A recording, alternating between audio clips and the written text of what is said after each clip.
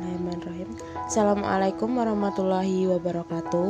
Di sini kami dari kelompok 6 akan memaparkan materi mengenai praktik ketatanegaraan Bani Umayyah, Bani Abbasiyah hingga Turki Utsmani yang beranggotakan saya adalah Tri Anggraini, NIM 1921178, 2 Nurdwi Safitri 1921190, yang ketiga Adika Sofyan 192111191. Baik, selanjutnya di sini saya Dela Tri Anggraini akan menjelaskan mengenai praktik-praktik ketatanegaraan dinasti Umayyah. Yang pertama adalah tentang administrasi pemerintahan.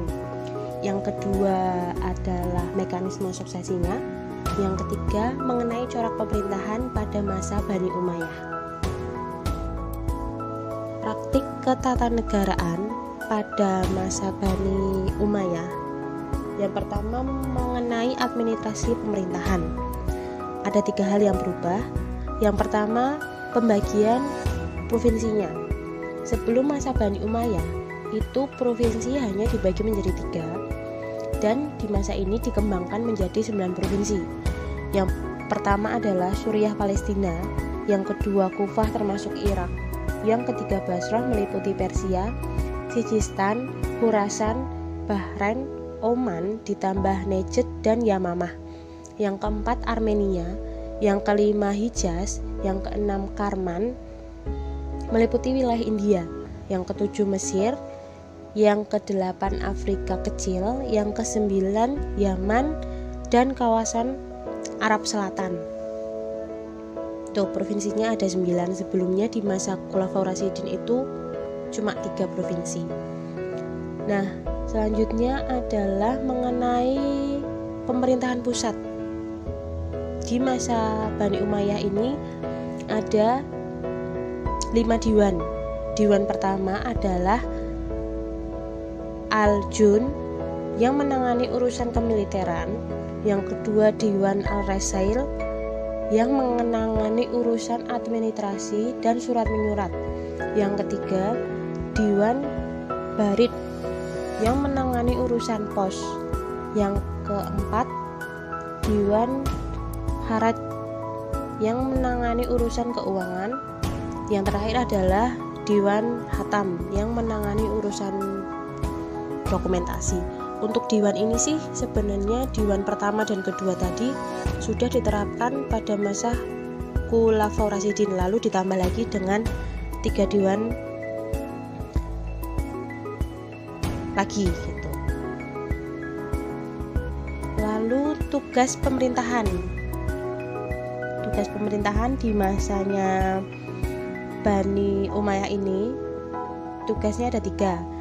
Tugas utamanya adalah mengatur administrasi publik, kedua mengumpulkan pajak, dan ketiga mengatur urusan keagamaan. Untuk 3 tugas ini dijabat oleh pejabat yang berbeda ya. Artinya 1 tugas 1 pejabat, seperti itu.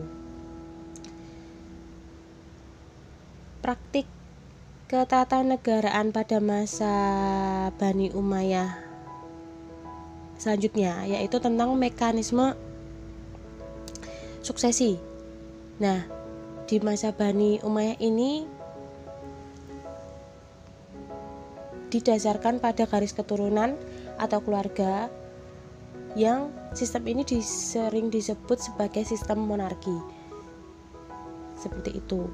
Jadi ya diurutkan gitu loh, dari siapa itu dari garis keturunannya. Padahal sebelum masa ini, di masa Khulafaur Rasyidin itu pemilihannya dari musyawarah, seperti itu. Sebenarnya sih pada masa Bani Umayyah ini mekanisme suksesi dengan sistem monarki itu juga ada positifnya, ada positif dan negatif gitu. Sisi positifnya itu gini, masyarakat pada saat itu cenderung harus punya pemimpin yang kuat, harus punya pemimpin yang bijaksana. Nah, diharapkan sih dari sistem monarki ini tuh kekuatan kebijaksanaannya itu bisa turun menurun gitu loh. Jadi ya harapannya seperti itu. Lalu sisi negatifnya adalah warna keislaman dari masa Khulafaur Rasyidin itu tuh lama kelamaan itu semakin memudar. Seperti itu. Di awal-awal pemerintahan yang menjabat itu tuh benar-benar ya masa itu tuh masa yang jaya seperti itu, karena ya pemimpinnya bagus, pemimpinnya bijak seperti itu. Lalu praktik ketatanegaraan yang ketiga yaitu mengenai corak pemerintahan. Nah, pada masa Bani Umayyah ini tuh corak pemerintahannya itu Arabisasi. Nah, Arabisasi ini adalah menonjolkan unsur-unsur Arab dalam kebijakan pemerintah yang dibuat pada masa itu. Kayak gitu. Yang pertama tuh seperti bahasa administrasi. Nah, bahasa yang digunakan itu bahasa Arab. Padahal sebelumnya bahasa administrasi di sana itu bahasa yang ada di daerahnya masing-masing gitu. Jadi nggak semua terus bahasa Arab gitu. Tapi di masa Bani Umayyah ini semua bahasa Arab seperti itu. Yang kedua di bidang keuangan. Jadi masa Bani Umayyah ini mengganti uang Romawi dan uang Persia menjadi emas dan dirham. Jadi sebelumnya itu uangnya kan Romawi sama Persia gitu ya, tapi diganti menjadi emas dan dirham gitu. Yang ketiga pada bidang politik, Arabisasinya itu orang-orang Arab itu bisa menduduki jabatan-jabatan penting di pemerintahan. Tetapi orang-orang non-Arab itu juga bisa sih menjabat di pemerintahan, tapi jabatannya itu ya jabatan-jabatan biasa gitu, enggak jabatan penting gitu loh. Jabatan penting tetap dijabat oleh orang-orang Arab. Seperti itu. 3. Praktik pada masa Bani Umayyah. Saya Nurdwi Safitri NIM 192111190 akan melanjutkan presentasi dari Saudari Dilar. Praktik ketatanegaraan dinasti Abbasiyah. Terlebih dahulu kita lihat peta konsepnya, yaitu ada bentuk negara, sistem pemerintah, dan administrasi pemerintah. Bentuk negara. Pada masa Bani Abbasiyah, bentuk negaranya adalah monarki absolut, di mana pada waktu itu pemimpin dipilih secara turun-temurun berdasarkan keturunan dan mempunyai kekuasaan yang terbatas. Pengangkatan khalifah tidak diawali dengan baiat dan pengakuan rakyat secara legitimasi kekuasaan. Kemudian ada sistem pemerintahan. Sistem pemerintahan pada Bani Abbasiyah bersifat sentralisasi. Dan pada saat keadaan darurat, khalifah sering menyerahkan pemerintahan kepada panglima besar angkatan perang dan diberi gelar Amirul al-Umara. Terakhir ada administrasi pemerintah. Khalifah dinasti Abbasiyah mengangkat kepala daerah atau amir sebagai pembantu mereka.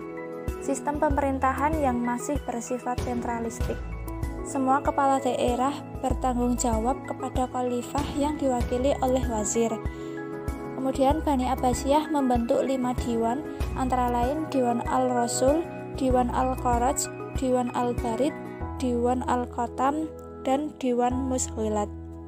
Terima kasih disampaikan kepada Mbak Fitri yang telah menyampaikan materi sebelumnya. Sekarang saya akan menjelaskan sedikit tentang praktek ketatanegaraan pada masa Turki Utsmani.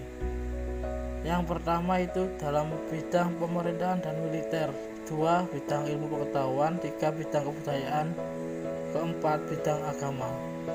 Militer. Dalam bidang ini terbentuknya kelompok militer baru yang disebut pasukan Yeniseri atau Ikhtisyariah. Pasukan inilah yang dapat mengubah kerajaan Utsmani menjadi mesin perang yang paling kuat dan memberikan dorongan yang amat besar dalam menaklukkan negeri-negeri non-muslim di timur yang berhasil dengan sukses.